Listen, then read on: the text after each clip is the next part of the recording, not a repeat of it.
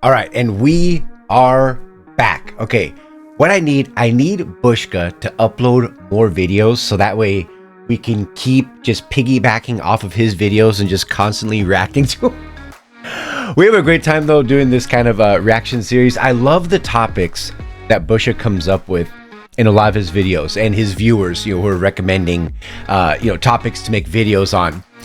And of course, as you guys know, I leave all links of all videos that I featured down in the description. Make sure you guys go ahead and check out the original, but I'll quickly go over what was said in the video. And what it was regarding is 6 changes that have come to the game that were not in the game when it first released. And we're talking, I mean, of course, there's been thousands of changes that have been made, but these are actual pivotal points of actual game-changing features that have been added that have made the game better over time. And it's true. It is something they have to do. We're going to just quickly go over. Again, check out the original video. And then we're going to talk about the 6 things that I think Bushka missed. 6 huge changes.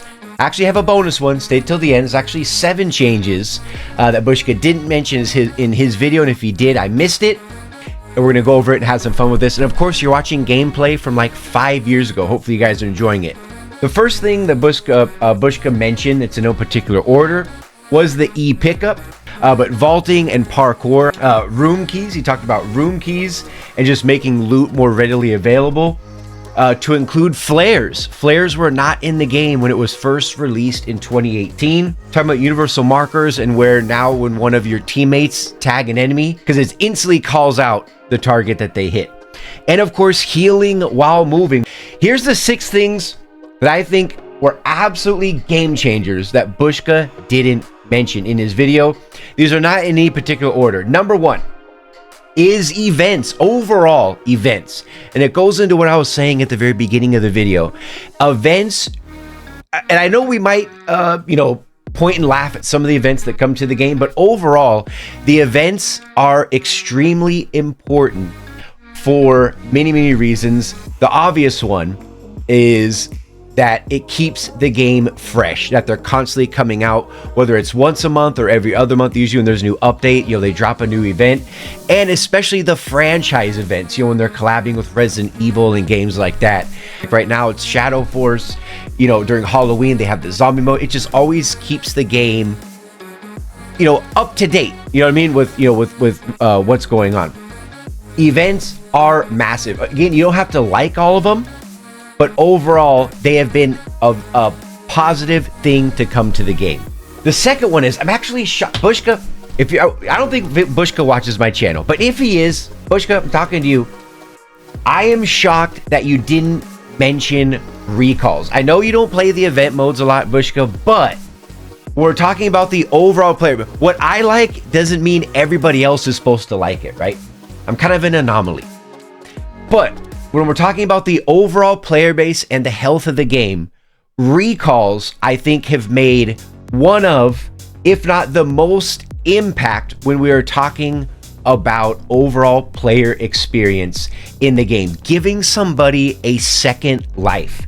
This game is very punishing to die in. When you die in the very beginning, and you're in a squad, right? Your whole squad survives, you're the only one dead, where they not only have a hot drop where you can get a recall token, or on maps like Erangel or Live It, which we'll get into in a bit, where you actually have the ability to recall a teammate. There's a lot of different recall. I mean, they have it in Payload. There's a different recall version. We have the tokens, the recall towers. I wish there was just one kind of universal way, whichever one they pick, I don't care. But there are many different ways you can be recalled and you get a second life. Now there's Gulag in this newest event. And it just gives a play, it makes it to where it's not as punishing to die in as it was before. What I wish, recalls on every map. It's a big reason why a lot of the other maps don't get played as often, and that's because of the recall tower.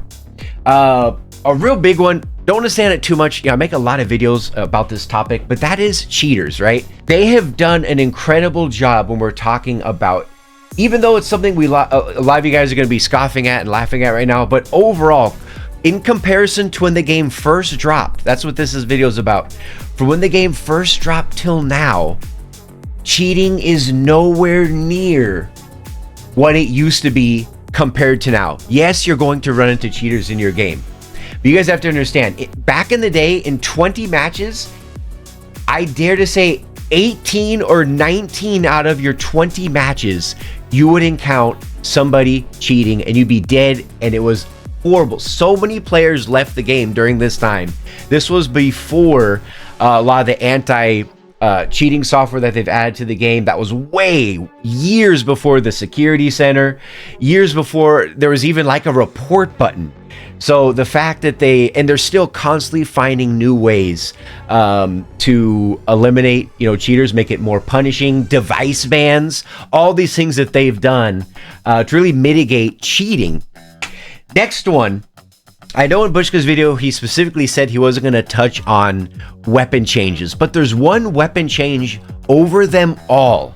The king of all weapon changes that truly not only changed the meta in your classic matches, but it also even changed the meta.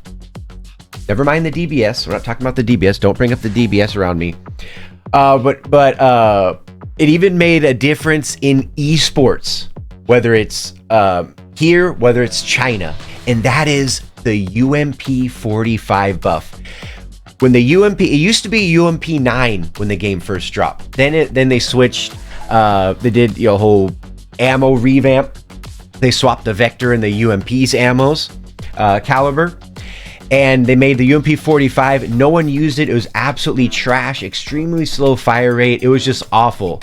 But then they buffed the UMP 45, and that really kind of lit the match for a lot of these other weapon changes as well, because no one was really using SMGs back then. They wanted to change it, maybe with the exception of Uzi. Then they went ahead and buffed the UMP, and still to this day, it is an absolute fan favorite. You guys already know my favorite weapon in the game, the UMP 45. Awesome weapon change. It actually changed the meta, which is really cool. Another one, I'm shocked Bushka didn't mention this one, and maybe he forgot because it's so subtle, but it was huge. All right, when the game first dropped, there were no 3X's in the game, and there were no 6X's in the game. You guys already know the 3X and the 6X. Out of those two scopes, that might kind of be more or less everyone's favorite. I mean, they're the most readily available. The 3X, everyone using classics. Everyone's using the 3X in esports, and the 6X, and the ability to dial down for the 6X to be dialed down to a 3.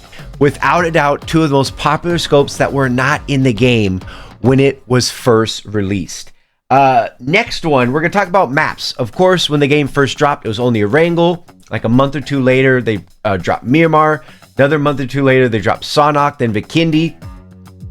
But I think out of all the maps that they've added, okay, more than Nusa, more than Karakin, I think Livik, it was an absolute game changer. Not only was it is it a PUBG Mobile exclusive map, meaning it's not in PUBG Battlegrounds, console or PC. It's exclusive to mobile.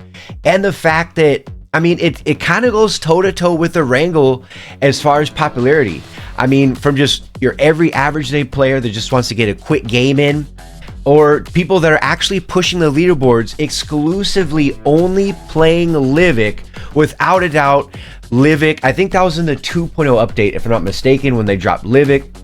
It's still popular to this day. They did a whole revamp to Livik as well. They basically, I mean, completely redid the map. The map gets a lot of love, man. So bringing that map exclusively to mobile really pushed PUBG Mobile, and of course that map was not in the game on its release. But anyway, Livik for sure. All right, so here is the bonus one. All right, when we're talking about skins, okay, whether we're talking about outfits or whether we're talking about weapon skins, could you imagine PUBG Mobile? Imagine a time when the game first dropped for months where there was no real outfits, let alone mythics, let alone ultimates, right? These things did not exist. There were no kill messages. There were no on-hit effects.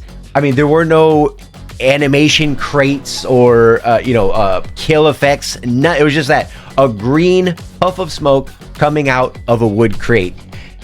Skins in this game, especially skins that are, I mean, really iconic to this game.